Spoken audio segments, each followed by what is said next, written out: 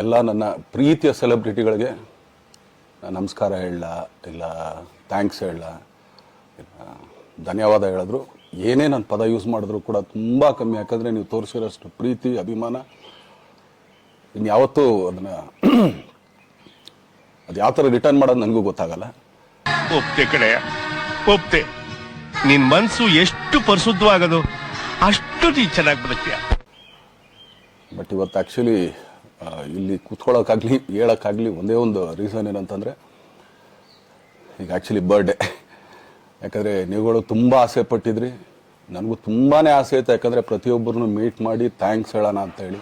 ಯಾಕಂದರೆ ಪ್ರತಿ ಸಲ ನೀವು ಬಂದಾಗಲೂ ಎಲ್ರಿಗೂ ನಿಂತ್ಕೊಂಡೆ ಆ್ಯಕ್ಚುಲಿ ಕೈ ಕೊಟ್ಕೊಂಡು ಎಲ್ರಿಗೂ ಒಂದು ಥ್ಯಾಂಕ್ಸ್ ಇಲ್ಲ ವಿಶಸ್ ತೊಗೊಂಡೆ.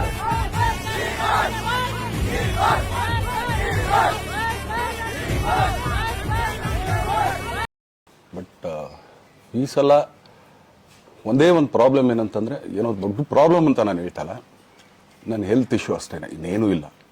ಯಾಕಂದರೆ ನಾನು ತುಂಬ ಹೊತ್ತು ನಿಂತ್ಕೊಳ್ಳೋಕ್ಕಾಗಲ್ಲ. ಯಾಕಂದರೆ ಏನು ಪ್ರಾಬ್ಲಮ್ ಅಂತ ನಿಮ್ಗಳಿಗೂ ತುಂಬ ಚೆನ್ನಾಗಿ ಗೊತ್ತು. ಯಾಕಂದರೆ ನಿಂತ್ಕೊಂಡು ನಾನು ಆ್ಯಕ್ಚುಲಿ ಎಲ್ರಿಗೂ ವಿಶ್ ಮಾಡೋಕ್ಕೆ ನನ್ನ ಕೈಲಿ ಆಗಲ್ಲ ಅಂತ. ಯಾಕಂದರೆ ಯಾವಾಗ ಇಂಜೆಕ್ಷನ್ ತೊಗೊಳ್ತೀನೋ ಒಂದು 15-20 ದಿನ ಅಲ್ಲಿ ಬಿ ಓಕೆ. ಬಟ್ ಆಮೇಲೆ ಮತ್ತೆ ಅದ್ರ ಪವರ್ ಕಮ್ಮಿ ಆಗ್ತಿರಂಗೆ ಪೇನ್ ಸ್ಟಾರ್ಟ್ ಆಗುತ್ತೆ. ಸೊ ಆಪ್ರೇಷನ್ ಅನ್ನೋದು ಕಟ್ಟಿಟ್ಟು ಬುತ್ತಿ, ಅದು ಎಲ್ರಿಗೂ ಗೊತ್ತು, ನನಗೂ ಗೊತ್ತದು. ಸೊ ಅದಂತೂ ಮಾಡಿಸ್ಲೇಬೇಕು ನಾನು. ಆದರೆ ಈಗಿರೋ ಕೆಲಸಗಳಲ್ಲಿ ಯಾರಾದ್ರು ನಾನು ಒಪ್ಕೊಂಡಿದ್ದೀನಿ ಸಿನಿಮಾಗಳು.